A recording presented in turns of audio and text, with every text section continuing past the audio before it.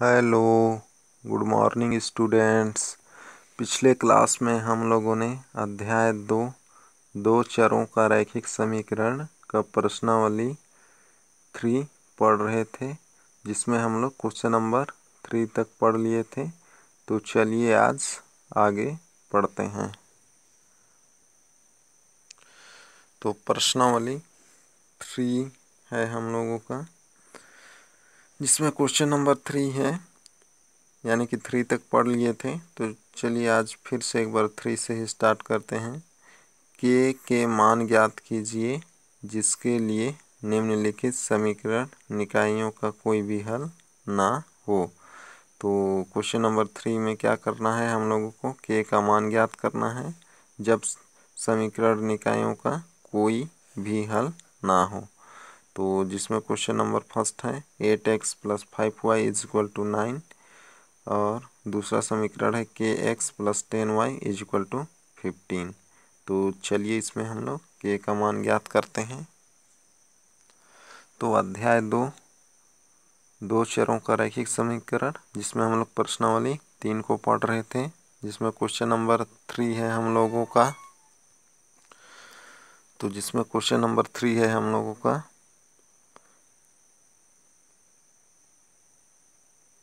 के का मान ज्ञात कीजिए जिसके लिए समीकरण निकाय का कोई भी हल ना हो। जिसमें दिया गया समीकरण निकाय है, फर्स्ट जो समीकरण है हम लोग का, जिसमें क्वेश्चन नंबर 1 का जो फर्स्ट समीकरण है 8x + 5y = 9, और दूसरा समीकरण है के एक्स प्लस 10y = 15।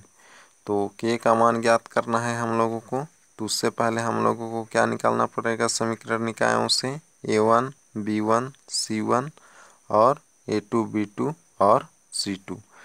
तो चलिए निकालते हैं। तो यहाँ a1 क्या होता है, समीकरण फर्स्ट ये है, तो इसमें x का गुणांक होता है। तो x का गुणांक कौन है, यहाँ 8 है, यानी कि x के साथ जो भी मल्टीप्लाई रहता है वो x का गुणांक होता है, और वही a1 का मान होता है। तो यहाँ क्या है, x के साथ 8 मल्टीप्लाई है, तो ये a1 है। तो a1 का मान कितना है, वो 8। और उसी तरीके से b1 यानी कि y का गुणांक कितना है, 5। और ये c1 क्या होता है, अचर, यानी कि c1 = 9। तो ये हो गया। और उसी तरीके से निकाल लेते हैं a2 कितना है, समीकरण 2 में x का गुणांक, a2 का मान k है, और b2 = कितना है, 10 है, और c2 = 15। तो इस तरीके से हम लोग a1 b1 और c1 तथा a2 b2 और c2 का मान निकाल लिए। तो यहाँ हम लोगों को क्या दिया था, चूँकि समीकरण निकाय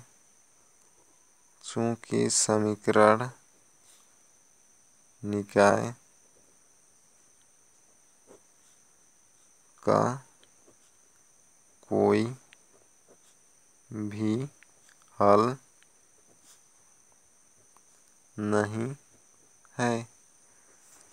नहीं है, ये दिया गया था।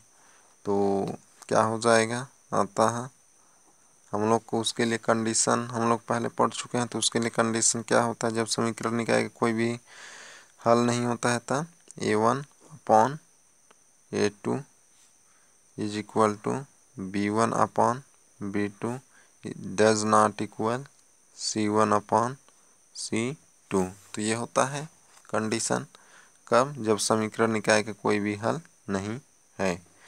तो हम लोग का हो जाएगा, यहाँ पर रख देंगे मान a1 a2 b1 b2 और c1 c2 का मान।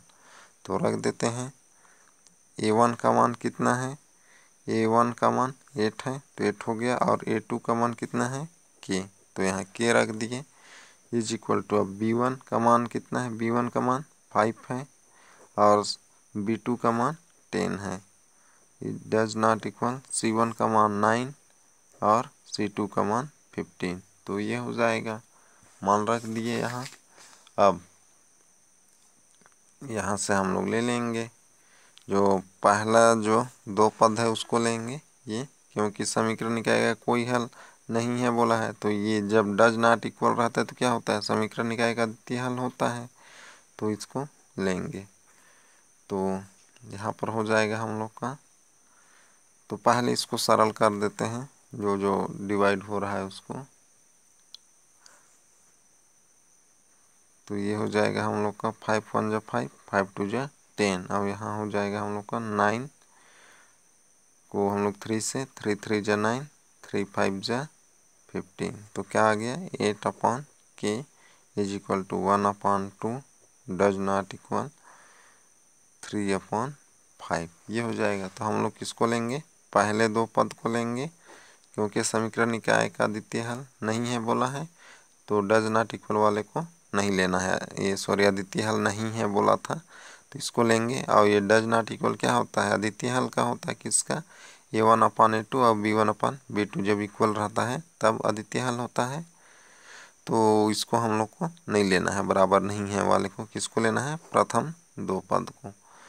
तो यह हो जाएगा 8 upon K is equal to 1 अपान 2। तो हो जाएगा हम लोग का, इसलिए के इज इक्वल टू इसका मल्टीप्लाई यहाँ हो जाएगा और ये यहाँ हो जाएगा। तो कितना आ जाएगा हम लोग का 16। 8 का मल्टीप्लाई 2 से होगा तो कितना हो जाएगा 16। तो यही हम लोग का आंसर हो जाएगा। तो इस तरीके से बनाना है। तो के का मान हम लोग क्या कर लिए, निकाल लिए, कितना 16। तो बन जाएगा। तो चलिए देखते हैं और एक क्वेश्चन देख लेते हैं। तो क्वेश्चन नंबर 3 का ही सेकंड देखते हैं। तो जिसमें हम लोग को समीकरण निकाय हैं, जिसमें पहला समीकरण है kx plus 3y is equal to 3। दूसरा समीकरण है 12x plus ky is equal to 6। तो चलिए यहाँ से हम लोग k का मान निकालते हैं। तो दिया गया समीकरण निकाय, तो दिया गया समीकरण निकाय क्या था, kx plus 3y is equal to 3, ये पहला समीकरण। और दूसरा समीकरण है हम लोग का 12x plus ky is equal to 6, ये दूसरा समीकरण है। तो यहाँ हम लोगों को क्या निकालना पड़ेगा, पहले a1 a2 b1 b2 और c1 c2 निकालना पड़ेगा। तो यहाँ a1 कितना है, k है, b1 इज इक्वल टू 3 ये, और c1 कितना है 3, और c1 इज इक्वल टू 3, और a2 is equal to 12, b2 is equal to k और c2 इज इक्वल टू 6। तो इस तरीके से हम लोग निकाल लिए a1 a2 b1 b2 और c1 c2 का। तो चूंकि क्वेश्चन में दिया था समीकरण निकाय का कोई भी हल नहीं है, चूंकि समीकरण निकाय का कोई भी हल नहीं है। तो ये दिया गया था, तो कोई भी हल नहीं है। उस स्थिति में कंडीशन क्या होता है, इसलिए a1 upon a2 is equal b1 upon b2 does not equal c1 upon c2। तो ये होता है जब समीकरण निकाय का कोई भी हल ना हो। तो अब यहाँ रख देते हैं हम लोग a1 a2 b1 b2 और c1 c2 का मान। तो a1 कितना है हम लोगों का, k है, तो k, और a2 कितना है 12 डज इक्वल b1 कितना है 3 और b2 कितना है k does not equal c1 कितना है हम लोग का 3 और c2 कितना है 6। तो इतना समझ गए। तो चलिए यहाँ से निकालते हैं हल। तो यह पहले दो पदों को लेंगे, तो यानी कि इनको, तो k upon 12 is equal 3 upon k। तो ये हो जाएगा। अब यहाँ से हम लोग सरल कर लेंगे। तो यहाँ से त्रिया गुणा कर देंगे, तो हो जाएगा हम लोग का k square is equal to, यहाँ से ये मल्टीप्लाई हो जाएगा, यानी कि 12 मल्टीप्लाई 3। तो हो जाएगा k square is equal to 36। तो के इज इक्वल टू क्या हो जाएगा, रूट ऑफ 36, रूट ऑफ 36। तो के का मान क्या मिलेगा हम लोग को, के इज इक्वल टू मिल जाएगा 6। तो के का मान क्या मिल जाएगा 6, और यहाँ से रूट से बाहर आया है तो क्या हो जाएगा +-6, यानी कि के का मान जो होगा या तो प्लस में या तो माइनस में होगा। तो ये हो गया। अब देखते हैं दूसरे दो पदों से। तो दूसरा दो पद लेंगे, यानी कि इन दोनों को लेंगे दूसरा दो पद, क्योंकि यहाँ पर हम लोग का के का दो मान आया है, एक तो प्लस में आया है एक माइनस में, तो इसलिए इन दो पदों को भी लेना पड़ेगा हम लोग को। तो चलिए लेते हैं इसको, यानी कि 3/k बराबर नहीं है 3/6 को। तो इनको हम लोग लेंगे अब, तथा 3/k बराबर नहीं है किसके, 3/6 के। तो चलिए यहाँ से लेते हैं, तो हो जाएगा, इसको सरल कर देंगे तो क्या हो जाएगा 3/k डज नॉट इक्वल, यहाँ से इसको डिवाइड कर देंगे तो 3 1 जा 3, 3 2 जा 6, यानी कि 1/2 आएगा। अब यहाँ से फिर से 3 गुणा कर देंगे, तो 3 गुणा करेंगे तो इसका मल्टीप्लाई यहाँ होगा और k का यहाँ हो जाएगा। तो चलिए मल्टीप्लाई कर देते हैं, तो क्या हो जाएगा 3 × 2 डज नॉट इक्वल k × 1 होगा। फिर आगे यहाँ 6 डज नॉट इक्वल k आ जाएगा। तो इसलिए यहाँ क्या मिल जाएगा, k डज नॉट इक्वल 6। तो यानी कि हम लोग का जो +6 है वो k का मान नहीं हो सकता है, यहाँ डज नॉट इक्वल लगा है।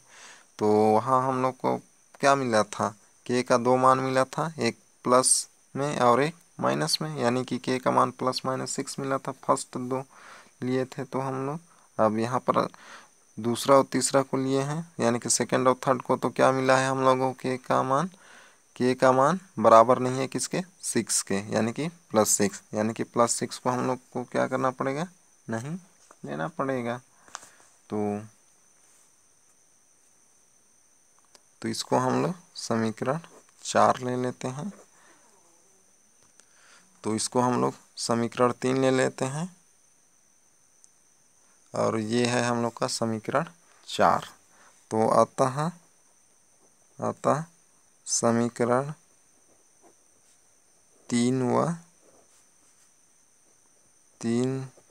व 4 से k इज इक्वल टू 6, तो यही हम लोग का -6। तो k इज इक्वल टू क्या हो जाएगा -6। तो ये हम लोग का आंसर हो जाएगा, क्योंकि डज नॉट इक्वल वाला में +6 आया है, और समीकरण 3 में भी हम लोग का प्लस और -2 था, तो जिसमें +6 था, और यहाँ भी +6 है। तो +6 को नहीं लेना है, किसको लेना है -6 को।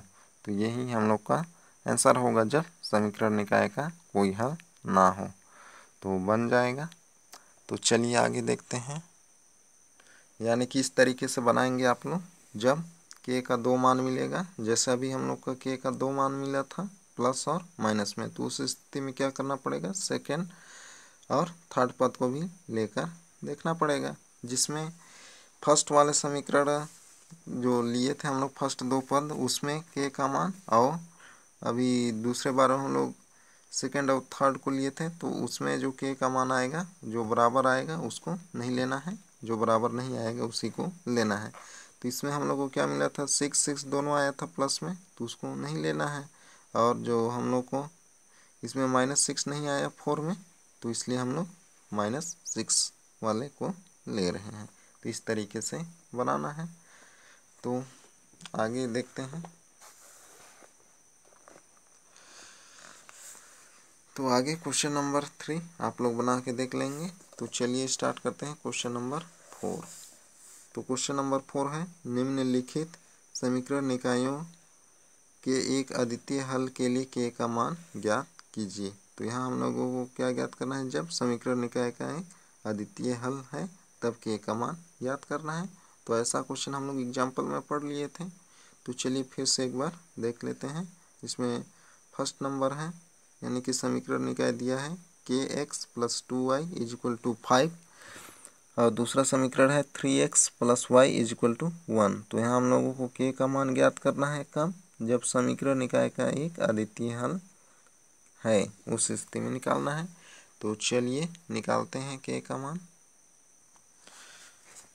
तो दिया गया समीकरण निकाय, तो हम लोग का समीकरण निकाय क्या था, kx + 2y = 5 और दूसरा समीकरण है 3x + y = 1।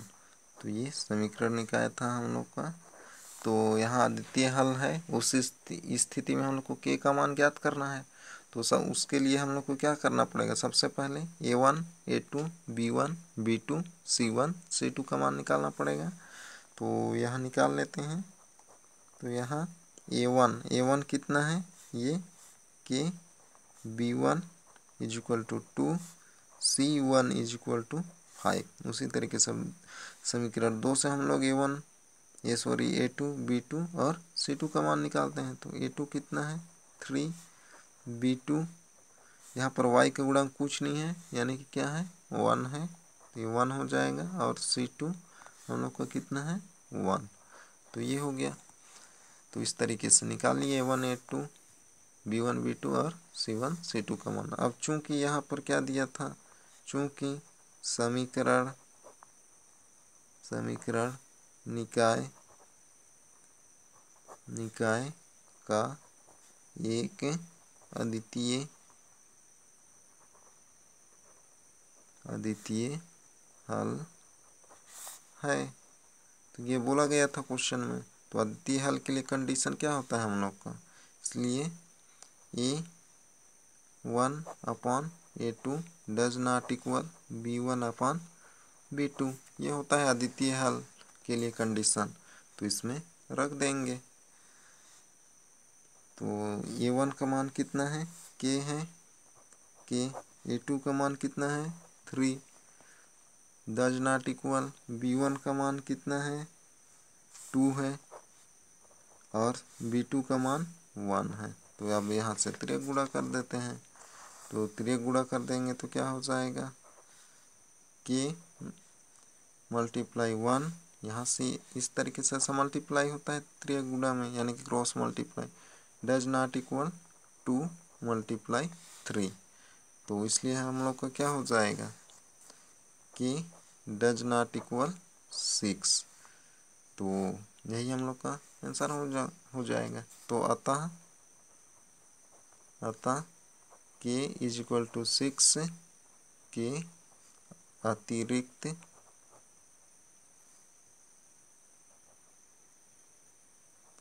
अतिरिक्त अन्य कोई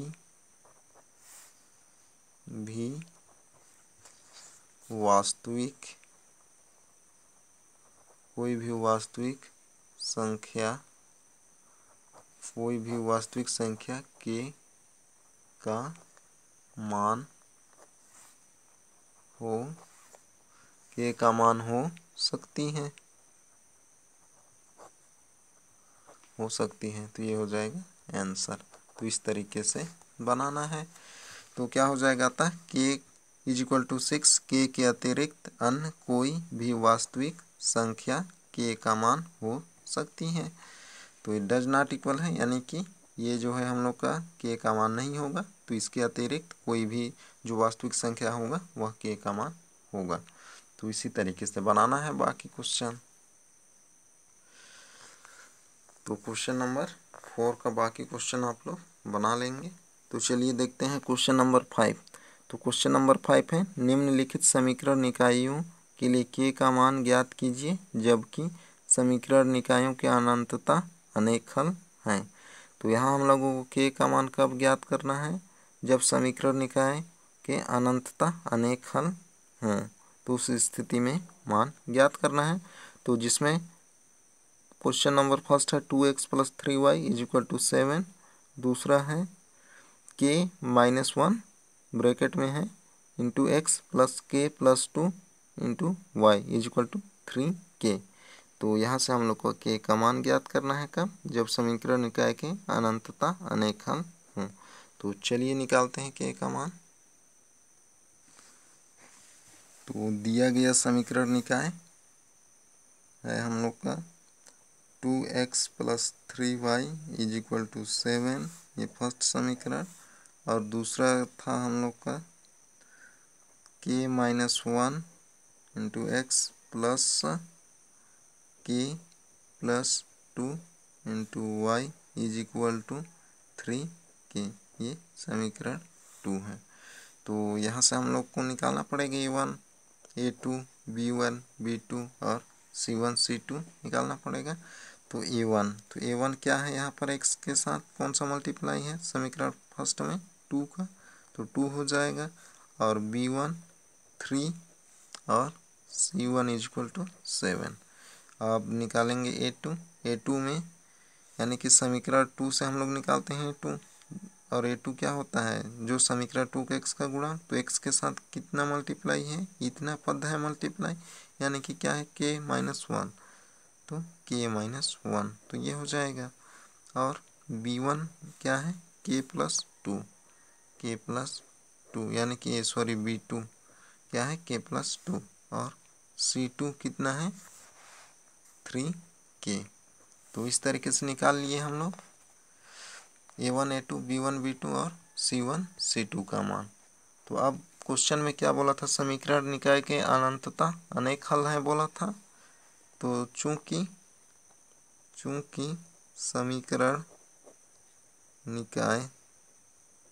समीकरण निकाय के अनंतता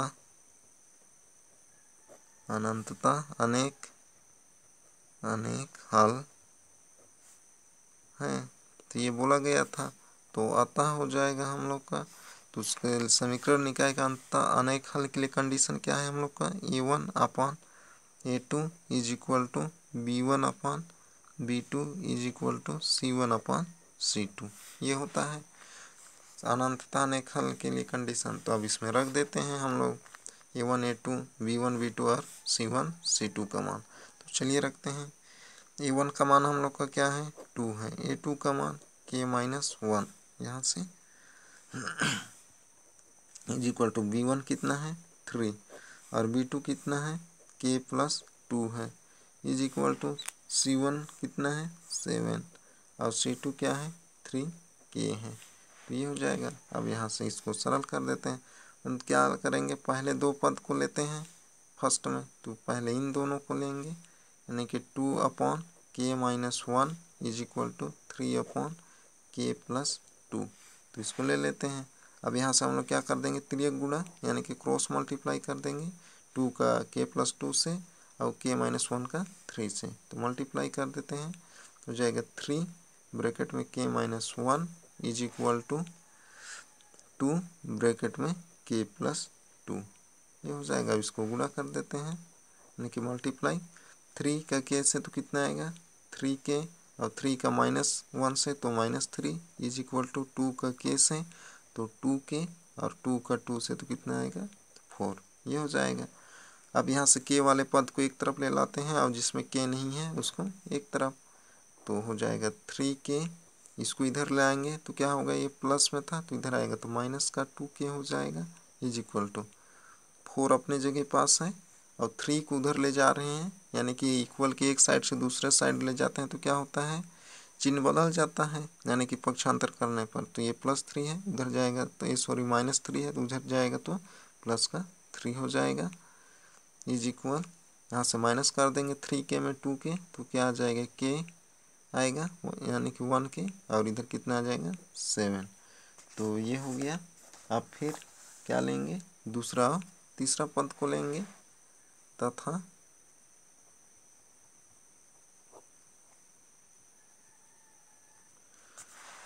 अब क्या लेंगे, दूसरा और तीसरा पद को लेंगे। तो दूसरा पद क्या है हम लोग का 3/k+2 और तीसरा पद है 7/3k। तो इन्हीं दोनों को लेंगे अब। तो लेते हैं, अब क्या हो जाएगा 3/2k प्लस 7 इक्वल था यहाँ इक्वल 3k। तो ये हो गया। अब यहाँ से क्रॉस मल्टीप्लाई यानी कि त्रियक गुणा कर देते हैं। तो 3 का मल्टीप्लाई किससे होगा 3k से, multiply 3k is equal to 7 multiply क्या होगा 2k हो जाएगा। तो ये हो गया। अब यहाँ से मल्टीप्लाई कर देते हैं 3 3 जा 9k और यहाँ हो जाएगा 14। तो यहाँ ये यहाँ पर क्या था हम लोग का +2 था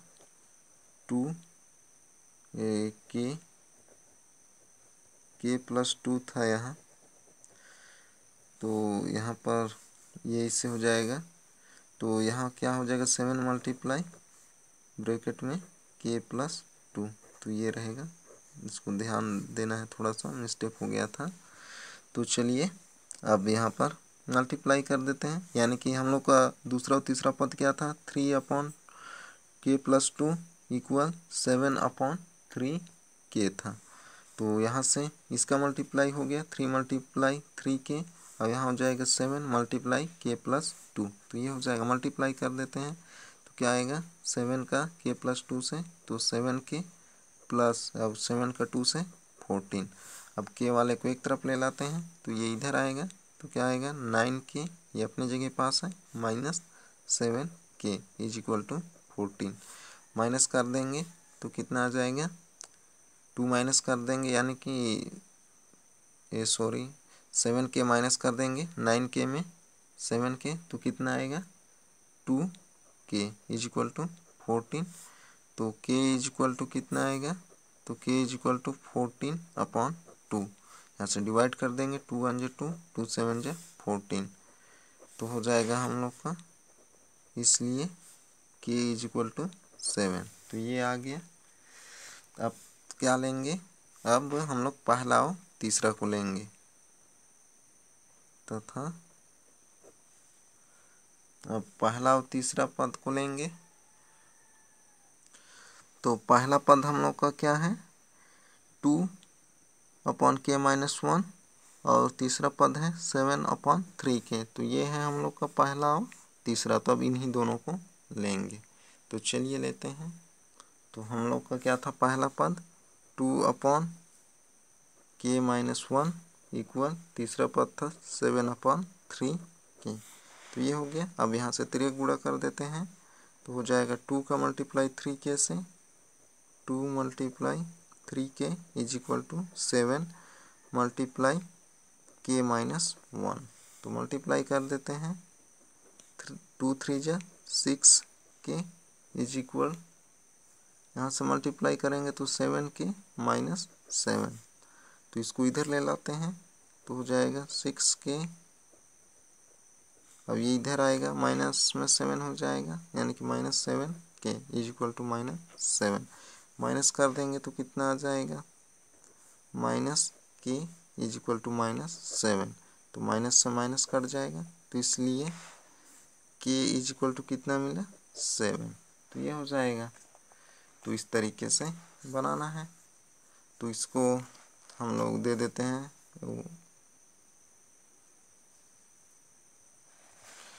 तो ये समीकरण 1, समीकरण 2 था, इसको हम लोग दे देते हैं।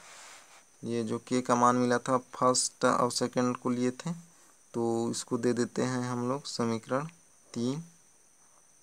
और सेकंड और थर्ड को लिए थे वहाँ से जो k का मान मिला था उसको दे देते हैं हम लोग समीकरण 4। और उसके बाद हम लोग लिए थे पहला और तीसरा को तो उसको दे देते हैं समीकरण 5। तो इस तरीके से हम लोग को k का 3 मान मिला है। तो हो जाएगा अतः समीकरण किससे 3 4 व 5 यानी कि 3 4 5 से k का value k is equal to 7। तो यही हम लोग का आंसर होगा। तो इस तरीके से बनाना है जब समीकरण निकाय के अनंतता अनेक हल रहेगा, तब यह अनंतता अनेक हल कंडीशन दिए रहेगा, उस स्थिति में ऐसा बनाना है। सबसे पहले क्या लेना है, सबसे पहले तो a1 a2 b1 b2 और c1 c2 ये निकाल लेंगे समीकरण निकाय से। इसके बाद क्या करना है, फर्स्ट और सेकंड पदों को लेना है, फिर उसके बाद सेकंड और थर्ड को, फिर इसके बाद फर्स्ट और थर्ड। वहाँ से हम लोग को जो k का मान प्राप्त होगा वही आंसर होगा। तो इस तरीके से बनाना है तो बन जाएगा। तो चलिए देखते हैं आगे अगला क्वेश्चन। तो क्वेश्चन नंबर 5 का ही आगे जो अगला क्वेश्चन है ये सब आप लोग बना के देख लेंगे। तो चलिए देखते हैं क्वेश्चन नंबर 6। तो क्वेश्चन नंबर 6 है, यदि k = 2 y = 4 तो समीकरण 7x - 4y = p में p का मान ज्ञात कीजिए। तो ये बोला है क्वेश्चन नंबर 6। तो क्या बोला है, यदि k = 2 y = 4 हो तो समीकरण 7x - 4y p में p का मान ज्ञात कीजिए। तो इसमें क्या कर देना है, p का मान ज्ञात करना है, तो उसके लिए इसमें आप लोग रख देंगे x, यानी कि इस समीकरण में x और y का मान रख देंगे तो p का मान मिल जाएगा। तो ये आप लोग बनाएंगे। तो आगे है हम लोग का क्वेश्चन नंबर 7। तो क्वेश्चन नंबर 7 है, k का मान ज्ञात कीजिए यदि एक सरल रेखा 2x - ky = 9 बिंदु 1 - 1 से गुजरती है। तो क्या बोल रहा है, k का मान ज्ञात करना है कब, जब एक सरल रेखा यानी कि ये जो समीकरण है वो बिंदु 1 - 1 से गुजरती है, यानी कि 1 - 1 क्या है, x और y का मान है। तो ये x और y का मान है, इसी को हम लोग को इस समीकरण में रख देना है। तो चलिए इसका हल देख लेते हैं। तो ये था हम लोग को क्वेश्चन नंबर 7 में सरल रेखा का समीकरण 2x - ky = 9। और यह सरल रेखा कहाँ से गुजर रहा है, तो यदि रेखा 1 - 1 बिंदु से गुजरती है तो यहाँ से गुजरती है तो क्या है, यदि रेखा 1 - 1 बिंदु से गुजरती है तो बिंदु के निर्देशांक समीकरण को संतुष्ट करेंगे।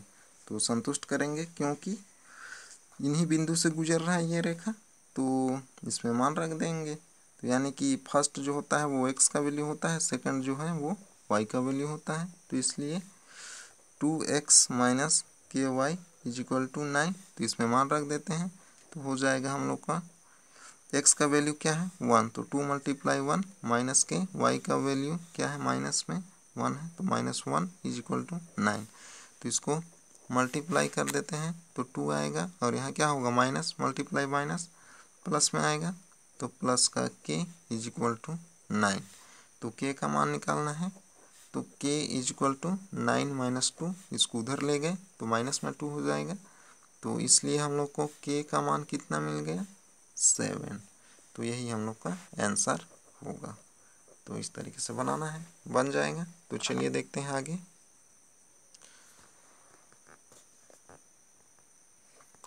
तो आगे है क्वेश्चन नंबर 8, जांचिए कि निम्नलिखित समीकरण निकाय अद्वितीय हल रखता है या कोई हल नहीं रखता है अथवा अनंतता अनेक हल रखता है। यदि अद्वितीय हल रखता हो तब चरों का मान ज्ञात कीजिए। तो जिसमें समीकरण निकाय है 4x + 7y = 18, और दूसरा समीकरण है 2x + y = 4। तो क्वेश्चन क्या बोल रहा है, जांचिए कि निम्नलिखित समीकरण निकाय अद्वितीय हल रखता है। पहला कंडीशन क्या बोल रहा है, अद्वितीय हल रखता है। या दूसरा बोल रहा है कोई हल नहीं रखता है। तीसरा क्या बोल रहा है, अनंतता अनेक हल रखता है। तो यहाँ पर जांच करना है। तो पहले में क्या हो बोल रहा है, अद्वितीय हल रखता हो। दूसरा क्या बोल रहा है, कोई हल नहीं। तीसरा क्या है, अनंतता हल रखता है। तो यदि अद्वितीय हल रखता हो तब समीकरण के मान ज्ञात करना है। तो पहले तो हम लोग को इस समीकरण निकाय से पता करना होगा कि यह जो समीकरण है अद्वितीय हल है, कोई हल नहीं है अथवा अनंतता हल है। तो ऐसा कंडीशन हम लोग पहले पढ़ चुके हैं। तो उसके लिए क्या करना पड़ेगा आप लोगों को, पहले इन दोनों समीकरण से A1/A2, B1/B2 और C1/C2 ये निकालना पड़ेगा। फिर वहाँ से ये जो कंडीशन है अद्वितीय हल का कंडीशन लगाना है, फिर कोई हल नहीं है का कंडीशन लगाना है और अंततः अनेक हल का कंडीशन लगाना है। फिर वहाँ से देखना है कि कौन सा कंडीशन फॉलो हो रहा है या लागू हो रहा है। और बोलता है आगे, यदि अद्वितीय हल कंडीशन को रखता है, यानी कि अद्वितीय हल का जो कंडीशन है उसको फॉलो करेगा, तब हम लोग को क्या निकालना है, चरों का मान निकालना है। तो ऐसा क्वेश्चन, यानी कि अद्वितीय हल जब रखता है समीकरण तो उसमें चर का मान निकालना है। तो ये आप लोग बनाएंगे तो बन जाएगा। अगर नहीं बनेगा तो इसको मैं अगले क्लास में आप लोगों को बताऊंगा, तो बना के देखेंगे आप लोग। तो ये हो गया क्वेश्चन नंबर 8। आगे है समीकरण से कथन बनाना। तो समीकरण से कथन बनाना, तो चलिए देखते हैं। अब तक हमने विभिन्न परिस्थितियों पर आधारित कथनों को समीकरण निकाय के रूप में लिखकर उनके चरों के मान प्राप्त किए। क्या हम किसी समीकरण निकाय को कथन के रूप में लिख सकते हैं? तो चलिए देखते हैं। आइए निम्नलिखित समीकरण निकाय को कथन के रूप में लिखकर देखते हैं। तो जिसमें फर्स्ट है x + y = 45, समीकरण फर्स्ट है। दूसरा x - y = 13, समीकरण 2 है।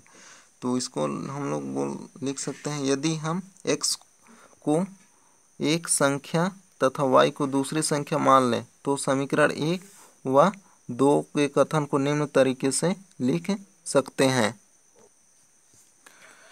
तो क्या बोल रहा है, यदि हम x को एक संख्या तथा y को दूसरी संख्या मान लें तो समीकरण 1 और समीकरण 2 को कथन के रूप में निम्न तरीके से लिख सकते हैं। तो यहाँ हम लोग x और y को हम लोग दो संख्या माने हैं, x को पहली और y को दूसरी। तो चलिए देखते हैं कथन। तो क्या होगा, दो संख्याओं का योग 45। तो पहले के लिए क्या है, ये एक संख्या, ये एक संख्या, यानी कि दो संख्या है और दोनों संख्या को क्या किया गया है, प्लस, यानी कि दो संख्याओं का योग कितना है के बराबर आया है, 45। तो ये हो गया। तथा उनका अंतर, दूसरा में क्या है, उन्हीं दोनों का अंतर, यानी कि पहली संख्या माने थे x को और y को दूसरी संख्या, और उन दोनों का क्या हुआ है, माइनस, यानी कि अंतर हुआ है। यानी कि दो संख्या का अंतर कितना है, 13। तो उनका अंतर 13 है। तब संख्याएं ज्ञात कीजिए। तो यह हम लोग का कथन बन गया। तो इस तरीके से बनाना है कथन, तो बना लेंगे। यानी कि दो संख्याओं का योग 45 यहाँ से, तथा उनका अंतर, यानी कि उन्हीं दो संख्याओं का अंतर कितना है, 13। तब संख्याएं ज्ञात कीजिए। तो ये हम लोग का कथन बन गया। इस तरीके से बनाना है। तो इसी तरीके से उदाहरण नंबर 23 आप लोग बना के देख लेंगे। तो चलिए आगे देखते हैं। तो चलिए देखते हैं इस अध्याय में हम लोगों ने क्या क्या सीखा। तो जिसमें पहला नंबर है, इस अध्याय में हम लोग एक घात वाले दो चरों से बने समीकरण को आलेख सदैव सरल रेखा प्राप्त होती है। यानी कि एक घात वाले दो चरों से बने समीकरण के आलेख सदैव सरल रेखा प्राप्त होती है। इसलिए एक घात वाले दो चरों के समीकरण को रैखिक समीकरण कहते हैं। तो ये है पहला। दूसरा क्या है, दो चरों के रैखिक समीकरणों का आलेख दो प्रतिच्छेदी रेखाएं होती हैं, तब उन समीकरणों का एक अद्वितीय हल होता है। यानी कि जब दो समीकरण का आलेख खींचते हैं, यदि वे दोनों एक दूसरे को प्रतिच्छेद करते हैं, तब समीकरण निकाय क्या होते हैं, एक अद्वितीय हल होता है। और तीसरा क्या है, जब दो चरों के रैखिक समीकरण का आलेख दो समांतर रेखाएं होती है, तब समीकरण का कोई हल नहीं होता है। कब, जब समांतर रेखाएं प्राप्त होती हैं। और चौथा है, जब दो चरों के रैखिक समीकरण का आलेख समपाती रेखाएं होती हैं, तब समीकरण निकाय का अनंततः अनेक हल होते हैं। तो यानी कि एक के ऊपर एक रेखा प्राप्त हो, यानी कि समपाती, तब समीकरण निकाय का अनंततः अनेक हल होते हैं। पांचवा क्या है, दो चरों का रैखिक समीकरण निकाय को निम्नलिखित रूप में लिखा जा सकता है। यानी कि दो चरों के रैखिक समीकरण को इस तरीके से लिख सकते हैं, a1x + b1y = c1 तथा a2x + b2y = c2। तो इस तरीके से लिख सकते हैं। पहला समीकरण को हम लोग क्या मानते हैं, a1x + b1y is equal to C1 और दूसरे समीकरण को A2x plus B2y is equal to C2। तो उपरोक्त निकाय में यदि यानी कि इस समीकरण निकाय में यदि A1 upon A2 equal B1 upon B2 does not equal C1 upon C2 हो तो समांतर रेखाएं प्राप्त होती है, यानी कि ये कंडीशन मिलता है तो हम लोग को क्या होता है समांतर रेखाएं, तो समीकरण निकाय का कोई हल नहीं होता है। दूसरा कंडीशन है A1 upon A2 does not equal B1 upon B2, तो रेखाएं प्रतिच्छेदी होती हैं, वह समीकरण निकाय का एक अद्वितीय हल होता है। और तीसरा कंडीशन क्या है, A1 upon A2 B1 upon B2 is equal C1 upon C2 हो तो समपाती होती हैं, वह समीकरण निकाय का अंततः अनेक हल होते हैं। वास्तव में दिए गए दोनों समीकरणों यानी कि दोनों समीकरण एक जैसे ही होते हैं। तो इस अध्याय में हम लोग ने इतना सीखा। तो ये एक बार आप लोग अच्छे से पढ़ लेंगे। तो इस तरीके से हम लोग का अध्याय 2 कंप्लीट होता है। तो चलिए देख लेते हैं आप लोगों का होमवर्क क्या रहेगा आज का। तो चलिए देखते हैं आप लोगों का होमवर्क। तो आप लोगों का होमवर्क रहेगा क्वेश्चन नंबर 3 का 3 और क्वेश्चन नंबर 4 का 2nd 3rd ये होमवर्क में रहेगा और क्वेश्चन नंबर 5 का 2nd। तो इतना आप लोग होमवर्क में करेंगे। तो क्वेश्चन नंबर 3 का 3rd, क्वेश्चन नंबर 4 का 2nd 3rd और क्वेश्चन नंबर 5 का 2nd। तो ये होमवर्क है आप लोगों का। बाकी जो क्वेश्चन है वे आप लोग बना के देख लेंगे। तो आज का क्लास यहीं तक, अगले क्लास में फिर मिलते हैं। Okay bye.